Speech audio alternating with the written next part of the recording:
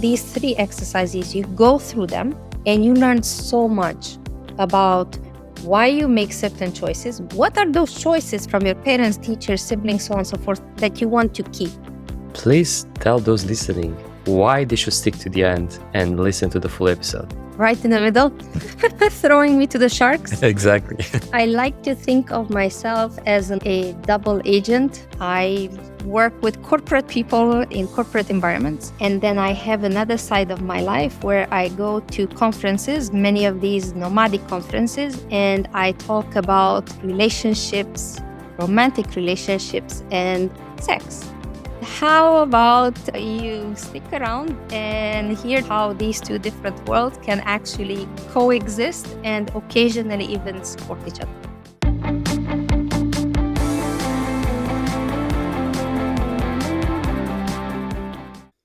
I would like to start with a simple question. Who are you?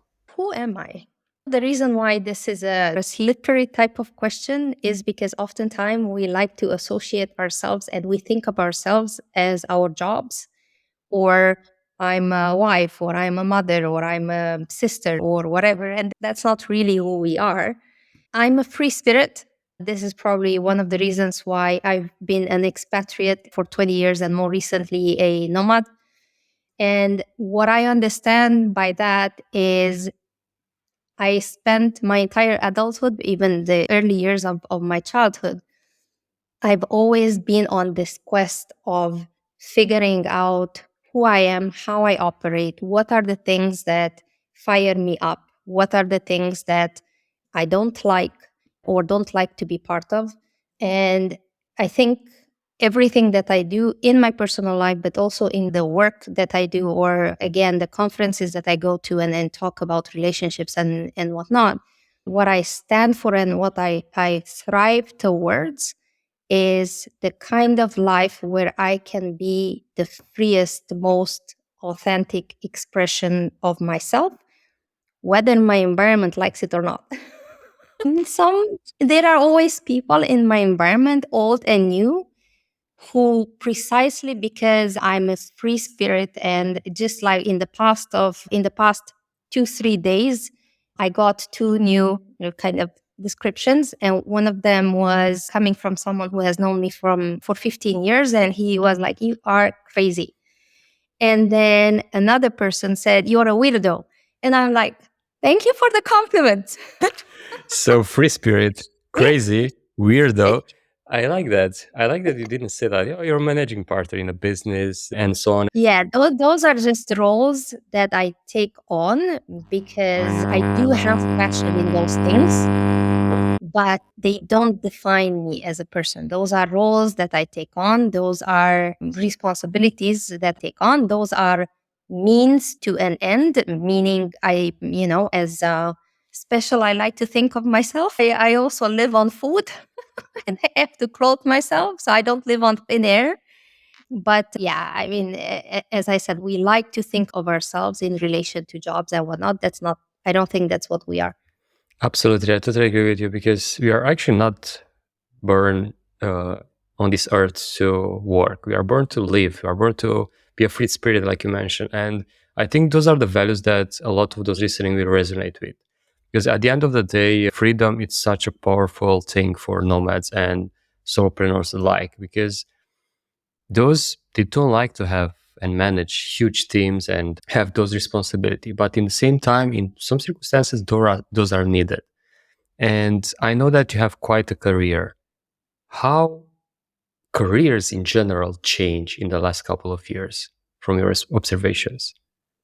So, what I am noticing more and more, and this is not necessarily just for the last couple of years, it goes back 5-10 years from when I personally started to notice a shift. It probably started even before, but that was my personal experience. When people of a certain age, so at the point where in our parents' generations, they were already like well settled in jobs, and oftentimes they spent their entire lives at the same workplace doing the same job and going into pension from the exact same place. So there was a shift from that to a mentality or a way of living where people in their 30s, 40s, I know people in their 50s who went back to school. And I'm not just talking about, oh, I'm going to go to a weekend course. No, I'm talking full on university studies or master studies that had very little or sometimes nothing to do with what they originally studied. In parallel with that, and this aspiration that I have started noticing in people who were like 30, 35 plus to diversify their skills, learn something new, move into a completely different direction. Going for the last period, and especially maybe this last 1 year, what I am noticing, again, both through personal experiences, but also experiences with the clients that we have through the business that I am part of, is that there is an emergence of unicorn type of roles. And what that means is, if I can give an example from the tech space, before you would post a job and you would say, I need a backend developer or I need a QA analyst. And that is no longer the case. Now they want someone who understands the full life cycle, and not only at the superficial level, but they are able to also go deep in as many areas as possible. We can call them unicorns, we can call them, modern polyhisters, but there is a definite shift in this direction of being versatile, being diverse within ourselves. I'm not even talking about diversity in a work environment. I'm talking about diversity within a person, diversity of skills, of knowledge, of attitudes and competencies, and so on and so forth. So I'm definitely seeing an emergence of that in that space. You and I are both, digital nomads. So what I'm also seeing there, and especially because, I'm part of the various kind of nomadic communities and I travel for these conferences and meet all sorts of people, is that there is a possibly never before seen ongoing emergence of people who say, I don't want to be part of a corporate where I have, X number of bosses that I have to report to and follow all sorts of internal politics. I want to be my own boss. And that means, running solo or teaming up with a couple of people where, everyone addresses side of the business that they are skilled in. But there is definitely a very strong emergence in this need to be your own boss, be able to travel, be allowed and have the space that you can be creative. Now, as a side note here, what's also interesting is that despite the fact that there are a lot of large corporates who are mandating people back to the office, there are more and more businesses, and not just tiny businesses, but businesses that have 5, 6, 700 people, a few thousand people who are fully remote. And they are happy to advocate for a remote first type of environment, which is great because what I see in those type of contexts is a situation where you can kind of marry, if you will, a little bit the security that you get where you are part of a larger organization, i.e., you are on a business's payroll, so you get the fixed income and you don't need to question every month whether you're going to have money or not. But at the same time, it allows you the kind of flexibility to work from wherever you want, to distribute your own time, not just the time of the people around you. And it's a nice mix between those two worlds. In the talk that I held this morning that I was telling you about before we started our conversation, one of the things that I was talking about was what is it that we can expect in the next 5 to 10 years. And there as well, I was talking about how we see more and more an emergence of these type of hybrid, unicorn, polyester type of roles, how we also will see more and more an emergence of short-term contract type of engagements in the type of roles that traditionally are long-term type of positions. So what I'm seeing amongst our clients and discussions with our clients, and what I'm also experiencing personally, is that we are definitely going through yet another shift. And we haven't even talked about, AI and the role that AI plays into this whole thing. But we are definitely going through a shift, and there will be some very tangible changes in how we manage a workforce, how we manage ourselves, how we manage our skills, how we upskill and reskill in order to, have a greater market value. So there's a lot that is going on right now. Yeah, absolutely. And thank you so much for painting a picture of this timeline on how careers change and over the years. And it's interesting that you mentioned the unicorn side of things, since at some point in my career, I saw myself trying to acquire as much skill as possible because just building websites wasn't cut it anymore. I need to acquire different skills in order to be able to succeed. And at some point, someone actually told me like, oh, you know to design, you know to code, you know to sell, like you're kind of a unicorn, right? I was like, that's an interesting title. And after I started my nomadic journey, I actually encountered all these people that were doing many things at the same time in terms of the abilities to do that and everything.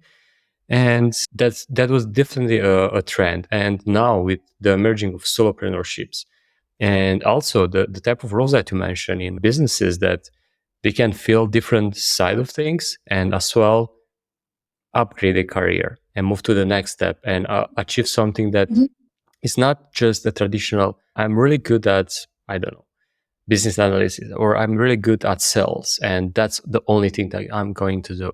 Nowadays, it's not enough to be a good salesperson.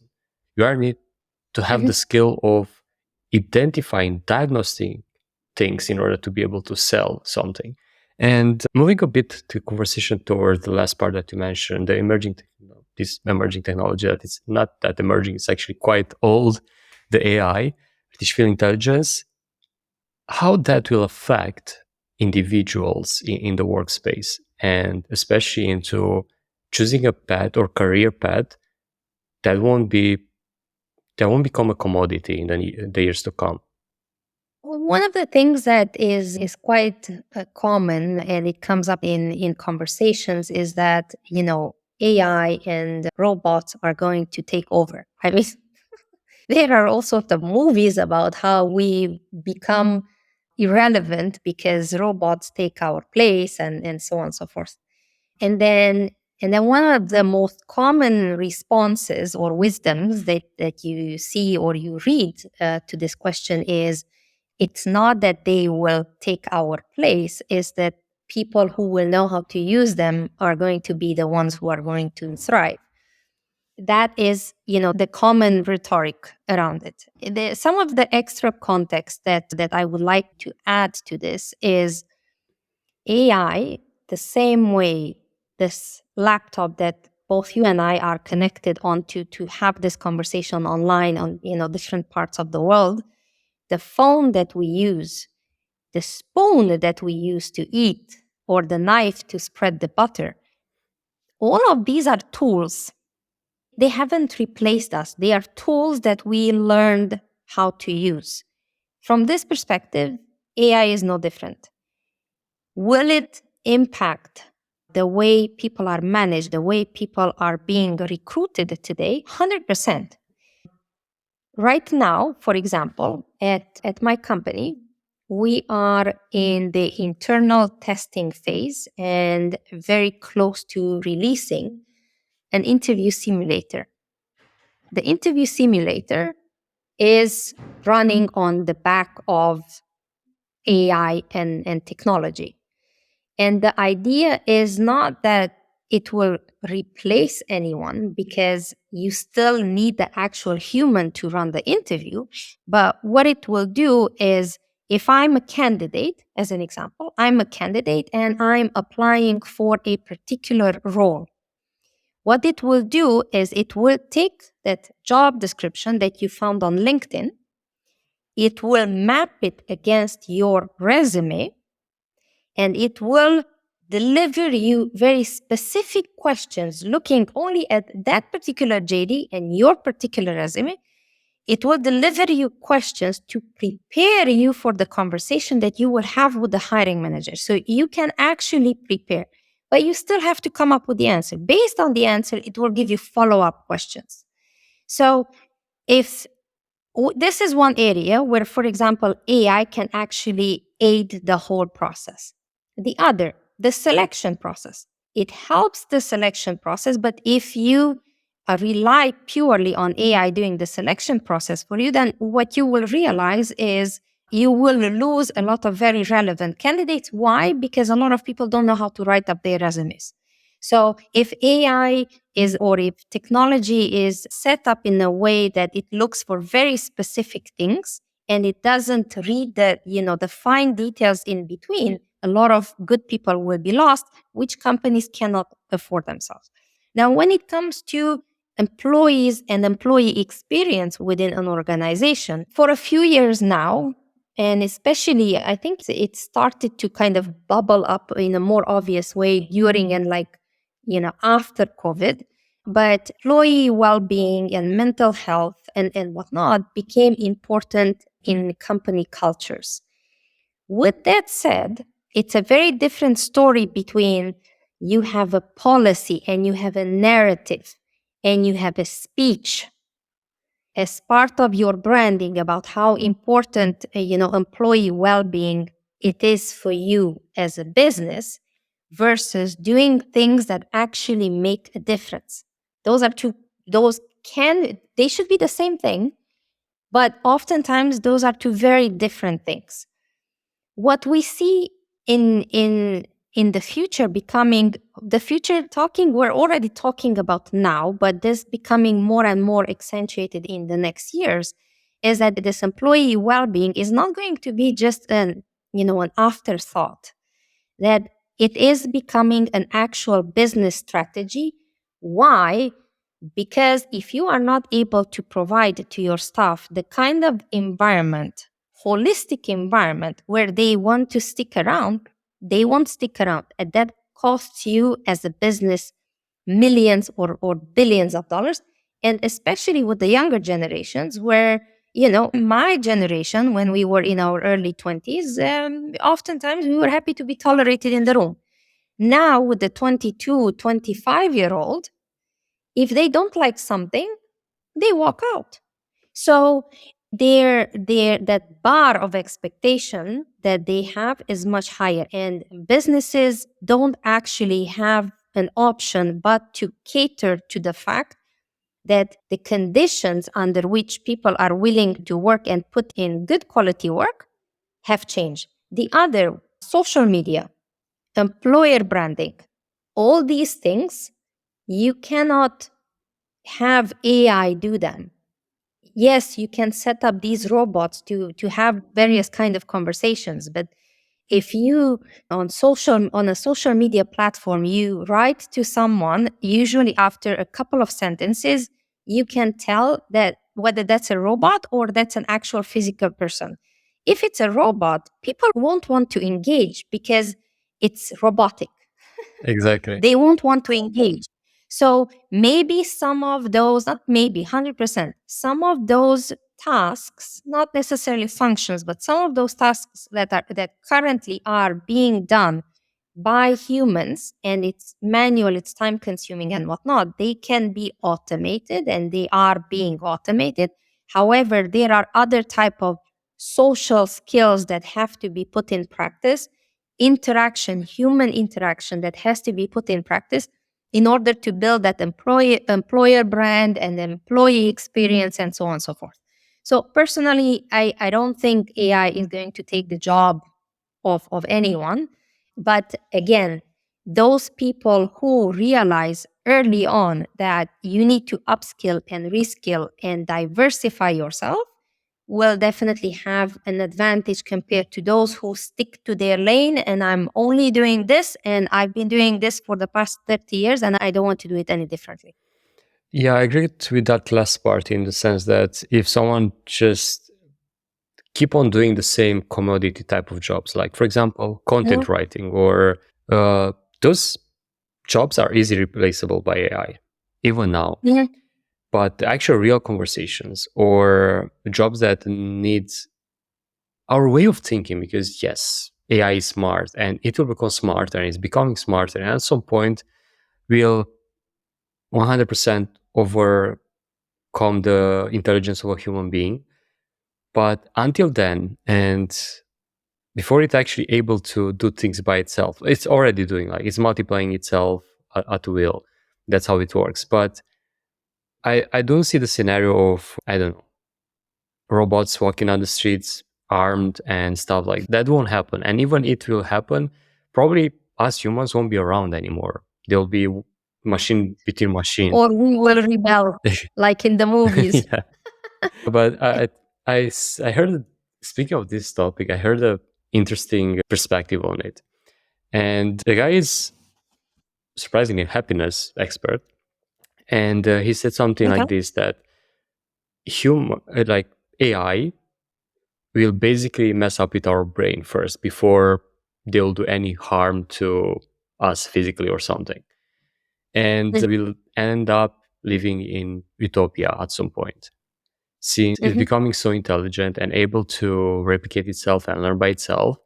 And we'll fast realize that us humans might be a threat to the machine itself. And at that point, they'll probably just create an environment in which we'll probably have everything that we need, but in the same time, we don't have that thing that most of us unfortunately crave for, control, which in reality we don't have control over almost anything. But that thing, like, is just, when you think about it, might be true, and we might not end up in that situation where machine fights us, because we'll be probably extinct at that point, where intelligence of the AI will be probably so high comparing to a human, like Einstein brain with a flying brain. And it's actually the example this guy gave.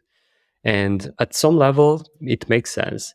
But in the same time, probably will take years to get there. Not sure if it will happen during our lifetime, which might be possible.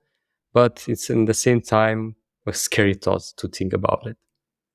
You know, just a few days ago, so I'm on Instagram and usually I watch the funny videos that, I just pass on to my friends and, we collectively laugh about them.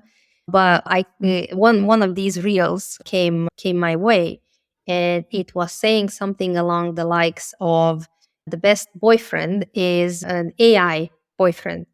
Where come again?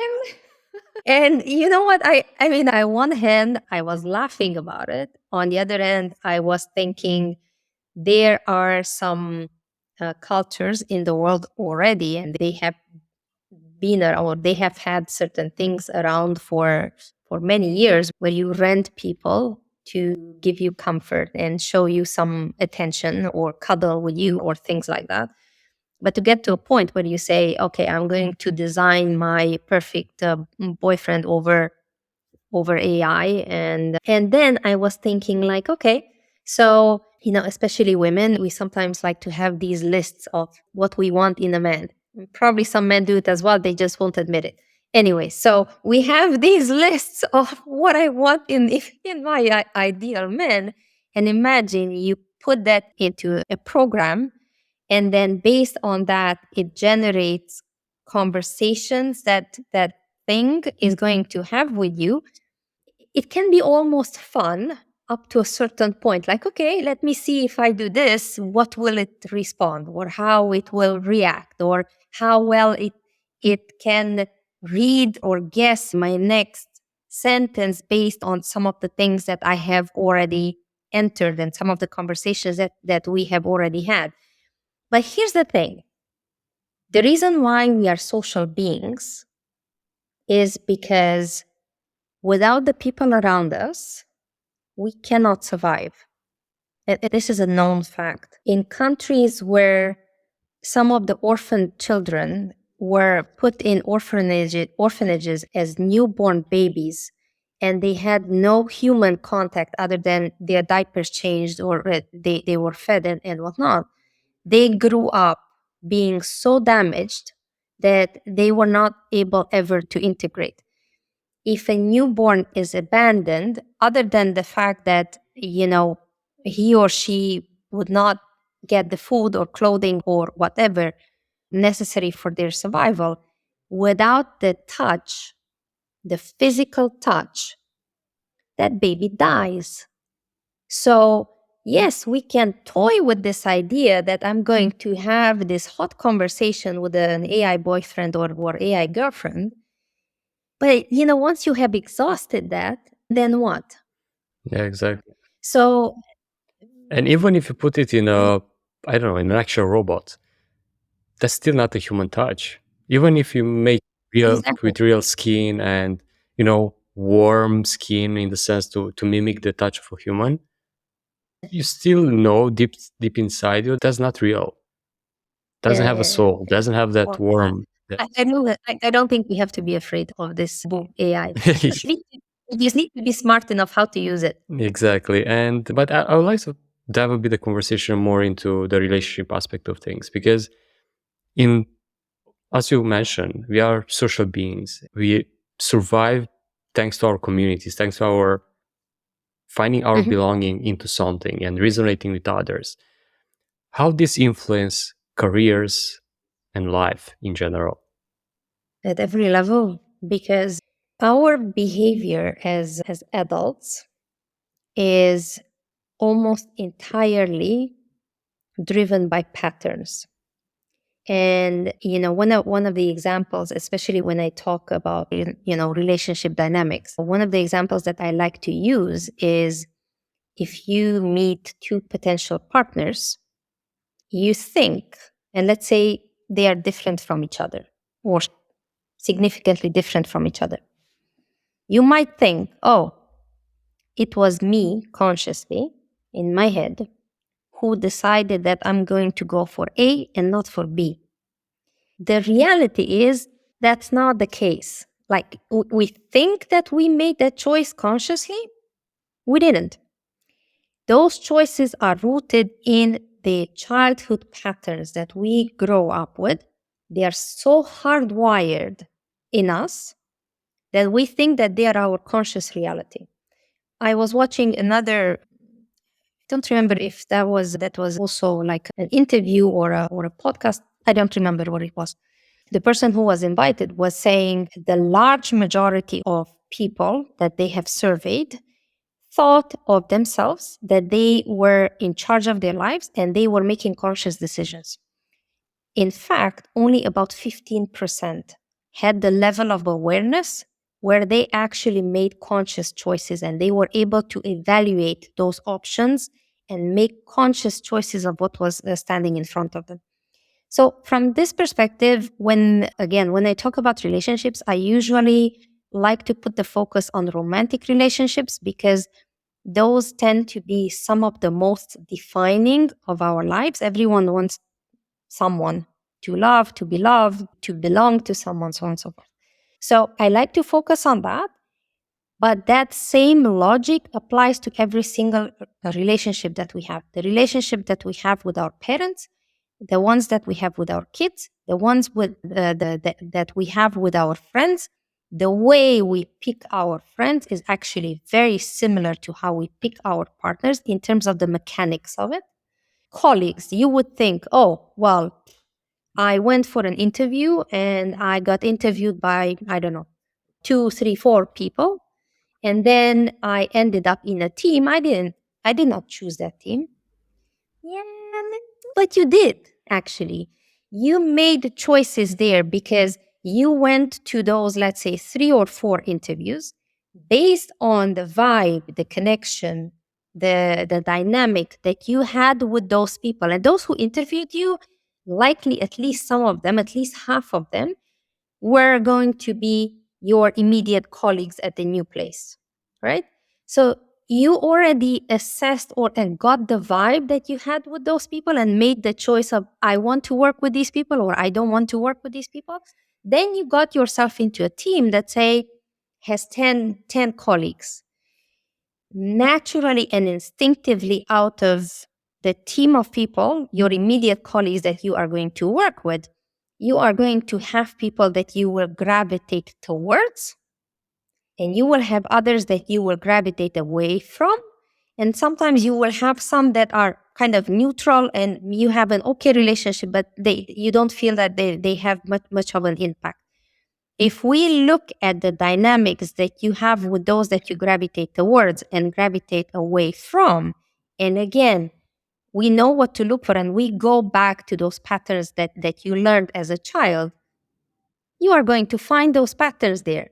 So maybe, on a bigger scale, you did not choose the team that you went into, but the relationships that you are going to have with those colleagues, immediate colleagues, or like larger groups, again, are driven and are constructed on the back of these patterns. So, yeah. How do you identify those patterns in order to be aware of them and to avoid the wrong ones? Because I assume those decisions that we make when we enter relationships, don't matter the type of relationship, can put us in trouble or actually make us choose well and be surrounded by the right individuals. How do we become aware of those? So this is one of the most common questions that I get. I'm glad you asked because it's often is one of the most difficult ones to you understand intellectually, but then like, okay, how do I actually apply this to my life? So when it comes to those, let's talk first about those patterns and how they form. We look at what is your family dynamic, meaning what was the relationship like between your mother and your father?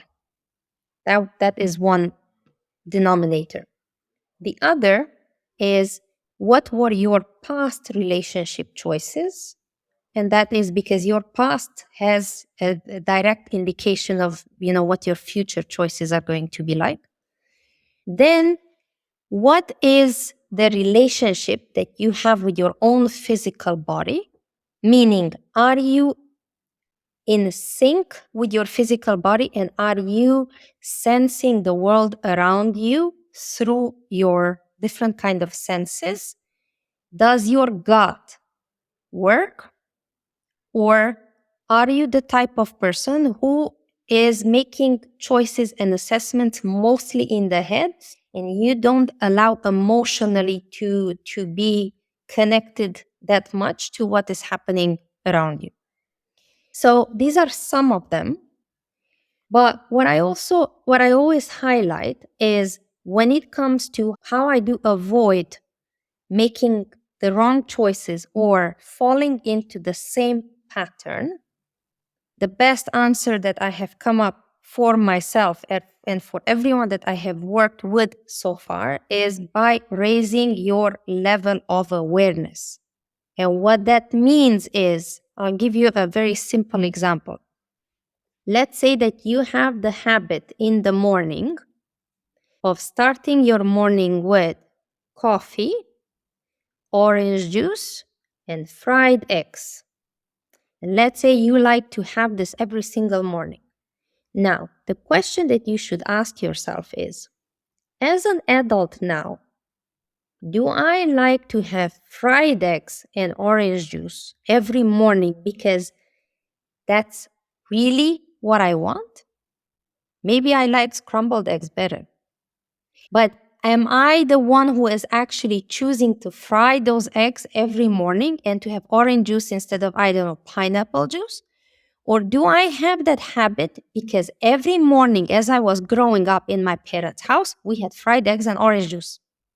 So this is a very tiny example on how you can think about what are some of the patterns that exist in your life. Am I wearing certain type of clothes because I like those type of clothes, or because, I don't know, I saw my mother wearing them? With women, I see this a lot. When you see a woman at whatever age walking around with her mother, that their haircut is very similar. So then to the daughter, I would be like, why are you wearing your hair like that? These are very simple things that all are part of the existence of your self awareness or the lack of it. Also, when you ask people, okay, why are you doing this? Oh, because this is what I learned as I was growing up. Sometimes some people will say that. Or they will say, oh, this is part of my culture. What the hell does that mean? What do you mean part of it? Where are you in that culture? What is your choice in that culture? There are small short-term hacks to overcoming patterns. But if you actually want to break a pattern and not just make a decision that is contrary to your pattern because, oh, I'm going to try something else right now. So if you want to break a bad pattern, the only effective way that I know how that can stick, it's work, it requires work, it doesn't happen overnight, but it's effective and it can stick, is if you raise your level of awareness and you realize why you do certain things the way you do and why are you not doing other things. When you reach that level of self-awareness, then you can say, okay, I am no longer going to enter that pattern because I have realized how destructive that pattern is for me. And I already see 5 miles ahead based on what is happening right now, what is likely going to happen, a year from now.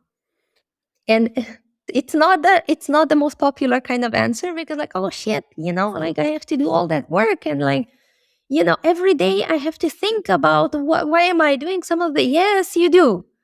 If you want to make better choices, if you want to stop having the same crappy boss, it's not about that other person. It's about you constantly gravitating towards a certain pattern until you learn a lesson. If you keep attracting a narcissist into your life, why you keep attracting that and what are some of the things that you can do in the early stages? How can you recognize the signs of someone potentially being a narcissist or like having narcissistic type of behaviors to avoid it? And then as much as you itch to go there, you don't go there. Yeah, and in the same time, it sounds so simple, right? We just have to be aware. We need to ask ourselves why, identify what we actually want, and Mhm.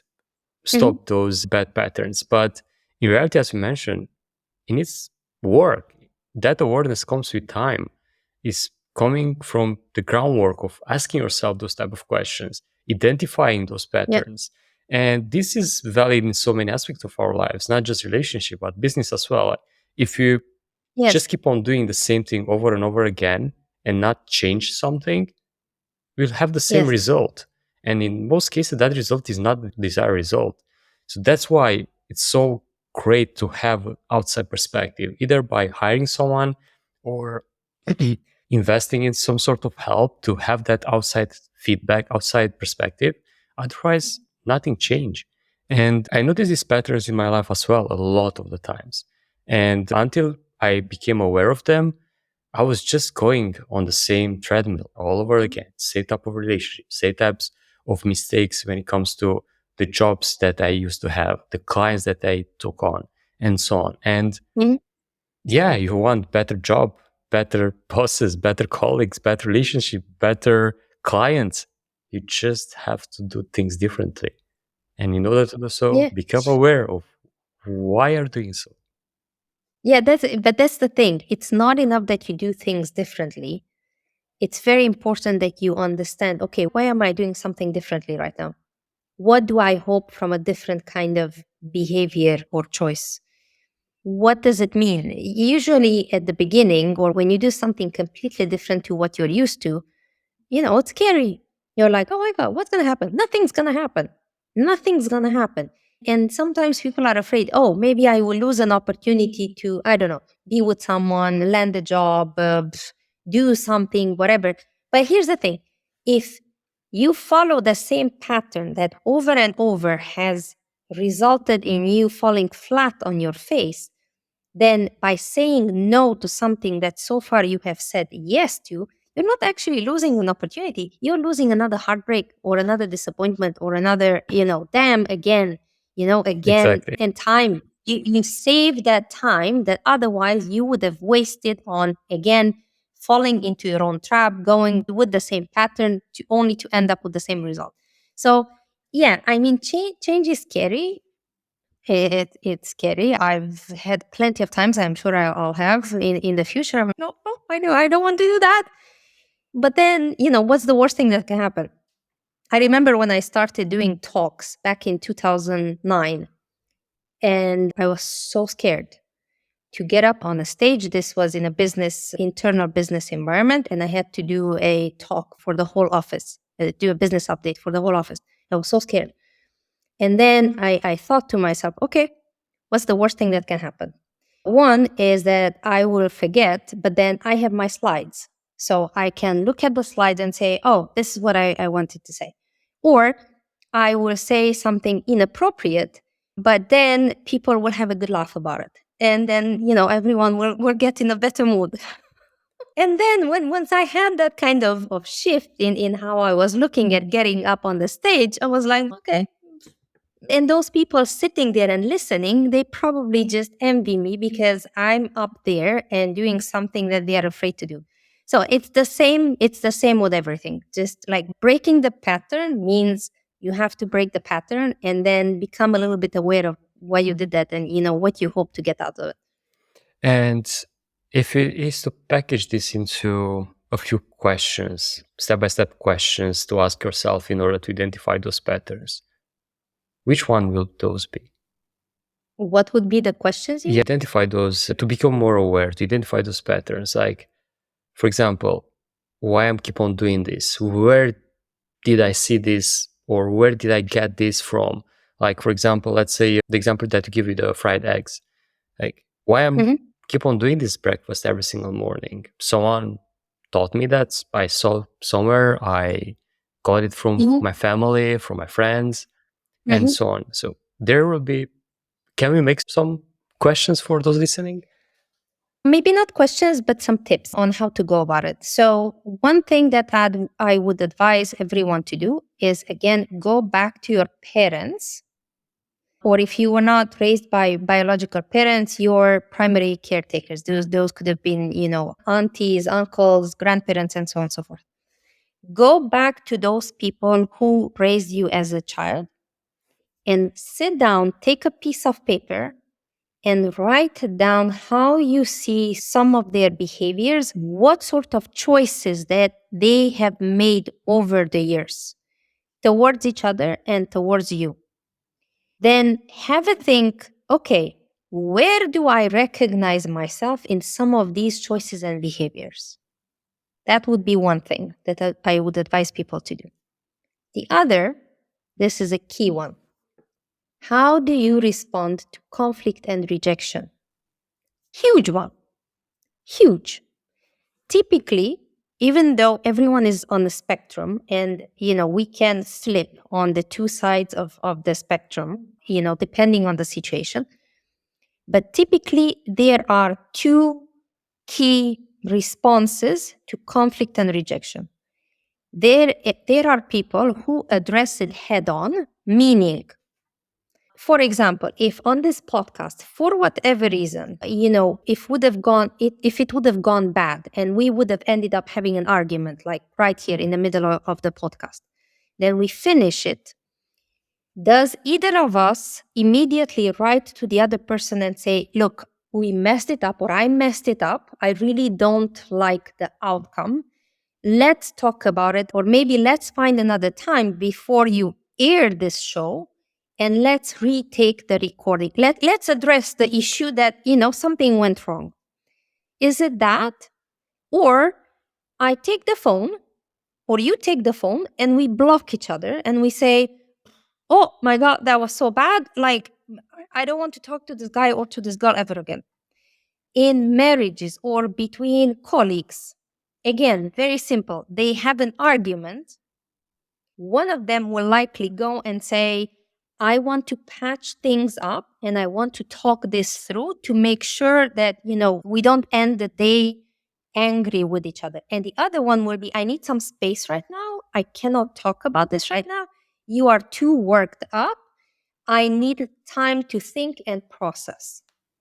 The other thing that I would tell people to do, again, going back to, the fried egg or the scrambled egg or whatever, and with another example, people do a lot of self chatter. It's called often the monkey brain. And the monkey brain usually doesn't tell you good things about you. It tells you crappy things about you. Oh, I'm stupid. Oh, I'm ugly. I'm tall. I'm fat. I'm skinny. I'm not talented. Or like anything and everything that you can imagine.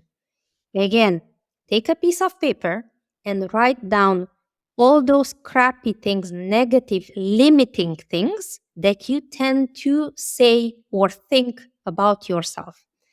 And then once you've made that list, or as you go with the list, ask yourself the question, who is actually saying these things? If I try to hear these things being said out loud, is it me who is saying these things to myself? Or do I actually hear, you are stupid, in the voice of my mother or my father or a teacher that I had in school? And sometimes one comment, one single comment, I don't know, a teacher at school in front of everyone in the class told you, you are so stupid or you have zero talent. And everyone else around you said, you are a talented child. But one comment that was humiliating in front of the classroom could have anchored that emotion to the degree where you carried that into your adult life. And then you have that running in the back of your mind and limiting yourself in expressing yourself as you want to express yourself. Even just for a start, to go through these 3 exercises. And then again, whose voice are you hearing? How you respond to conflict and rejection and why you respond that way? And what sort of patterns have you seen with your parents? Even just these 3 exercises, you go through them and you learn so much about why you make certain choices. What are those choices from your parents, teachers, siblings, so on and so forth that you want to keep? What are those that you cannot associate yourself with and say, this is so not me? Because if it could be something that you hear with your mother's voice, but it could be something positive. It could be, you are pretty, you are smart, you are talented. You don't want to ditch that. You want to keep that. So maybe when you go through this exercise, do 2 lists. One of them is the negative chatter in your brain, and the other is the positive ones. So that you see and then you look at them. Okay, which are the ones that I want to throw out? Which are the ones that I want to dig deeper and want to find out what is behind those thoughts? Which are the ones that I want to reinforce? How can I reinforce them?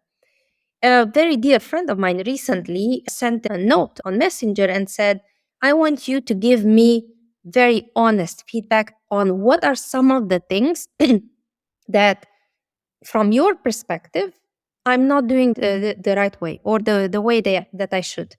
And knowing him, I know that he is not using that to, beat himself. He's using that to raise his awareness of how he is being perceived by others. Because what we think people think about us oftentimes has nothing to do with how we actually see ourselves. We just project our own assumptions onto others and we say, oh, no one loves me. Well, how do you know that? Have you asked everyone in your environment how they feel about you? If you did, you would realize that there's a lot of people who actually love you. There's a lot of people who think you're talented. There's a lot of people who want you to thrive. And maybe there is one person there who, looked you with a bad eye, but everyone else thinks you're talented, and you generalize there and you make a story which then you allow to kind of cloud your judgment and create these false ideas about what you're like.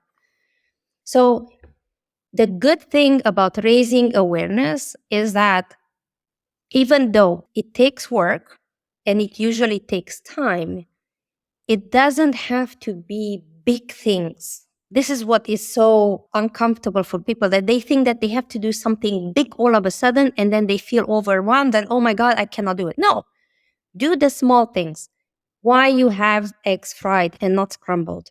Why you have coffee over tea? why you wear your hair the way you do.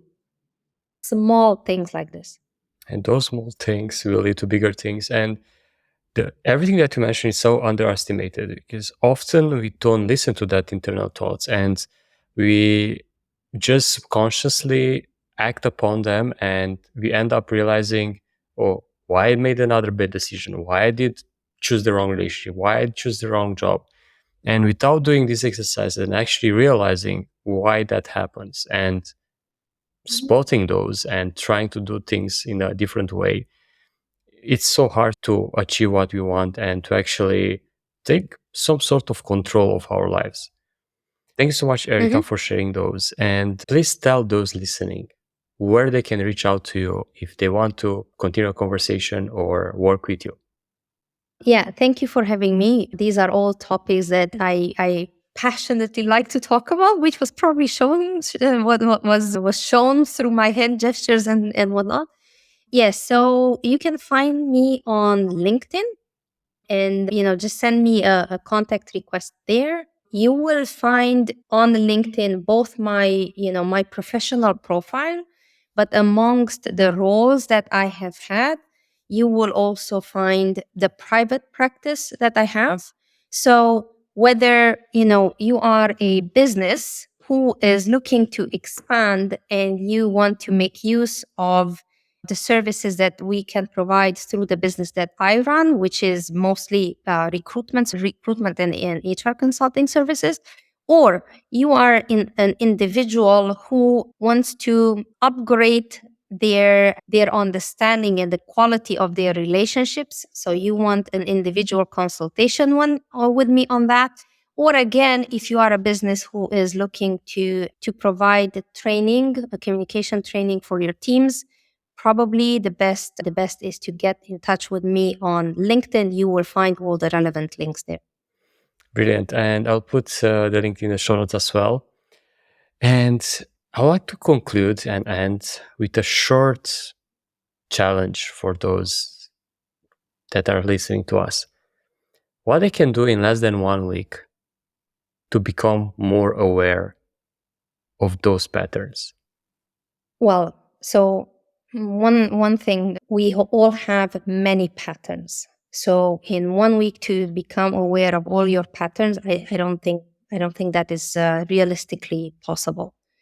But one thing that you can definitely do to become more aware of certain patterns, certain choices, if I was to call out one of my favorites, I would say, again, take a piece of paper and have a think about how you respond to conflict and rejection. There is so much, there is so much that you can find out about yourself if you identify how you respond to conflict and rejection. And here's a little help. If you are one of those people who usually respond to a conflict and rejection by addressing it head on, if you are in a relationship, your partner very likely is going to be someone who withdraws from a conflictual situation and needs space. If you're a person who usually withdraws, your partner is going to be one who will want to address it with you head on. And the reason why I like this particular aspect is because the minute you become aware just of this simple thing, and it's very easy, like some people probably, as I was talking, already realized, yeah, I'm one of those who is trying to address a conflict head on. And yes, my partner is one of those who I always feel that is avoiding having that conversation and delaying for later. This alone had the possibility of creating this awareness in you. Go a little bit deeper and have that conversation with your partner, or maybe that parent, because again, this is not limited to romantic relationship. Have a conversation with that important someone in your life, why they do it the way they do it. Have that conversation with yourself, why you do it the way you do it, and see what you can come up with. It can be quite mind blowing if you are willing to have that honest conversation with yourself and with the other person. And that's the magic word, honest conversation, because often in this type of exercises, people think to see out themselves, and me including, from a different perspective, not the real one. Yeah. And just be real when you do this exercise, because we'll uncover so many aspects of your life. Thank you so much. Yeah, and that's the thing. Ask the other person to also say what their perspective is, and it immediately going to create that shift in you. Oh, so this is why you do it. Yeah. Awesome. Love this challenge and can't wait to. And please reach out to us and tell us what you found out. We might have an interesting conversation about it. Thank you so much, Erika, for being here today. It was a pleasure to have you and to have this for having me. wonderful conversation. Thank you. You, yes, you're one of the few that stick to the end. And I want to thank you from the bottom of my heart for doing so. If you haven't subscribed already, please do so below. And if you got any value from this, please share it with a friend. They might got some value from it as well. Thank you so much, and until next week, pura vida!